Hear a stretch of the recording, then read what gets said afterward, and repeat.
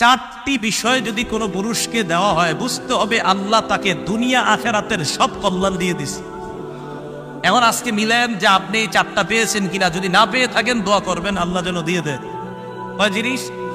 চার জিনিস যদি দুনিয়াতে পান, বুঝতে হবে আপনি দুনিয়ার কল্যাণও পেয়ে গেছেন আর আখেরাতটাও পাবেন।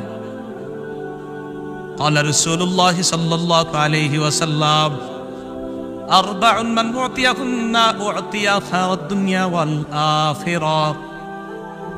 আল্লাহ পাক রব্বুল আলামিন যাকে চারটি জিনিস দান করেছেন, যাকে চারটি জিনিস দেওয়া হয়েছে, তাকে দুনিয়া আখিরাতের সমস্ত কল্যাণ দেওয়া হয়েছে।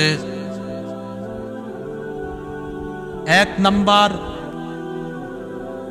কলবান শাকিরা, এমন একটা কলব যে কলব শুকরিয়া আদায় করে।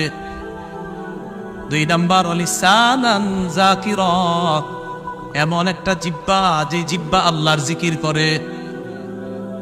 তিন নাম্বার, বাদানান আলাল বালাই সাবিরা, এমন একটা শরীর যে শরীরটা বিপদ আপদে ধৈর্য ধারণ করে। চার নাম্বার, ওয়াজাউজাতান সালিহাতান লা তাবগি খাওনান ফি নাফসিহা ওয়া মালি। আল্লাহ কোন পুরুষকে যদি এমন একটা বিবি দেয় যে বিবি তার নিজের ব্যাপারে কোনো খেয়ানত করে না, স্বামীর সম্পদের ক্ষেত্রেও কোনো খেয়ানত করে না, এই চারটা জিনিস যাকে দেওয়া হবে, বুঝতে হবে দুনিয়া আখেরাতের সমস্ত কল্যাণ তাকে দেওয়া হয়েছে। দুনিয়া আখেরাতের সমস্ত কল্যাণ তাকে দেওয়া হবে। পৃথিবীতে পরিবার গঠন হয় একজন পুরুষ আর একজন নারীর মাধ্যমে। দুনিয়া আল্লাহ মানুষের যে সূচনাটা করেছেন সেটা একজন নারী পুরুষের মাধ্যমে। আদম আলাইহিস সালাতু ওয়াস সালামকে আল্লাহ স্ত্রী সহ জান্নাতে বসবাসের কথা বলেছেন।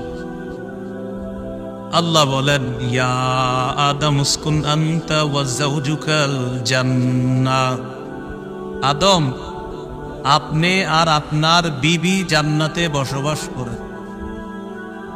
আপনি আর আপনার বিবি জান্নাতে বসবাস করেন। বোঝা যায় জান্নাতেও আল্লাহ পাক রব্বুল আলামিন শুধু পুরুষকে থাকতে বলেছে এমন না, সাথে তার বিবিকে রাখতে বলেছেন। সেটা জান্নাতের কথা। তো দুনিয়াতেও আল্লাহ একজন পুরুষ একজন নারী তাদের মাধ্যমে দুনিয়া সূচনা করেছেন।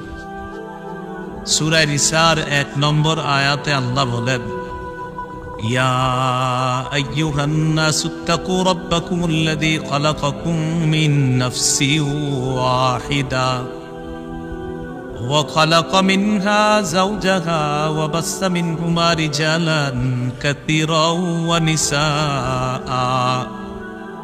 হে মানুষ, তোমরা তোমাদের রবকে ভয় করো, যিনি তোমাদেরকে একজন থেকে বানিয়েছেন। এই একজন হলেন আদম আলাইহিস সালাতু ওয়াস সালাম।